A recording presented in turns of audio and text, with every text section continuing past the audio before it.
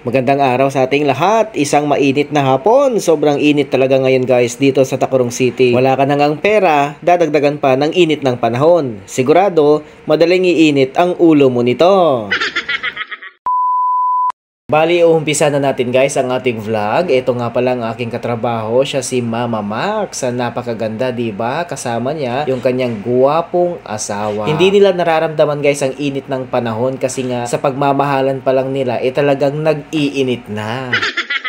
Sa puntong ito guys, sila ay uuwi na, kaya naman ibinaba na ng kanyang mister yung kanyang motor at syempre, sasakay na si Mama Max. Ayan, aangkas siya guys. Kumbaga, hahawak siya ng mabuti sa bewang ng kanyang mister kasi baka mahulog siya. Uuwi na sila kasi nga mainit ang panahon at silang dalawa ay magpapalamig. Ang sweet no? O sige na, humayo na kayo at magpakarami. Bahala kayo sa buhay nyo. At ayun na nga guys, kumakaway na sila sa akin at sila ay uuwi na. Ingat sa biyahe! At eto naman guys, pumasok na ako. Kita ko sila mamang at papang nag-uusap. Naiinitan din sila guys. Kaya sabi ko sa kanila, tiis-tiis lang. Ganun talaga ang buhay. Kailangang tiisin, diba? Ano daw?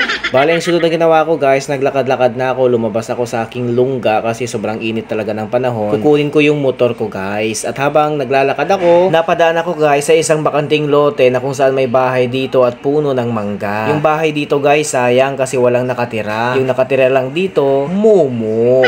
Ikaw, baka gusto mong tumira dito. Ito nga pala yung puno ng mangga guys. Nung nakaraang buwan maraming bunga ito pero ngayon wala na, ubos na. Kami rin kasi nakakaubos ng bunga nito guys. Napadaan na rin ako dito guys sa ukay-ukayan. Minsan dito rin kami kumukuha ng aming mga short pan, mga damit, pantalon pag wala kaming pera. Mura kasi dito guys. Ito nga pala guys, yung alaga naming aso, si Kaukaw. Gustong-gusto niya na ginatamirab siya.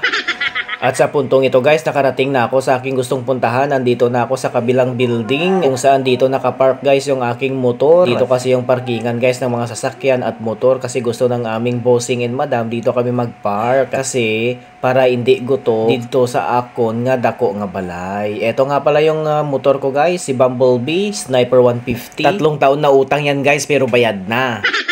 Marami ding sibuyas na nakaimbak dito guys. So tignan nyo pero mahiya man tayo na maghingi kasi nakasealed yan guys. Okay, sana magkuha tayo sa isang sako, isang pirasong sibuyas pero hindi natin kaya kasi yung pagkatahi guys, hindi mo talaga may pasok yung kamay mo.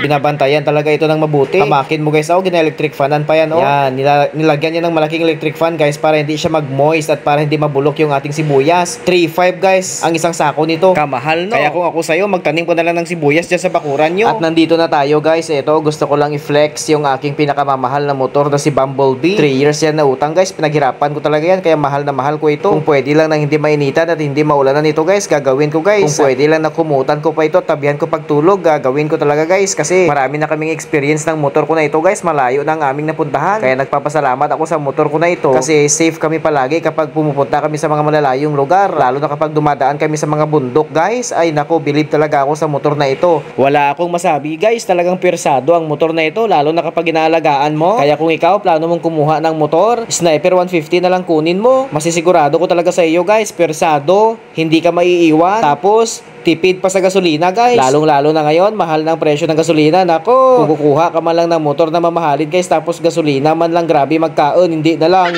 Sniper 150 na lang kuwaon mo guys. Lantawa o naka-helmet pa ako guys. Ginapabugal, ginapadaya ko gidang helmet ko guys. Evo ina guys, mahal ang bakal ko sina. Amo nga ganado ako magmotor. Sniper 150 plus Evo ang motor mo. Baw, lantawon tayo hindi ka maka-chicks sina. Ay hala, dumating na yung asawa ko guys. So sana hindi niya marinig yung sinabi ko sa vlog na ito ba. Sana hindi niya panoorin. Yung mga ibang lalaki lang guys na may mga motor silang mahilig mag-chicks. Pero ako, wala.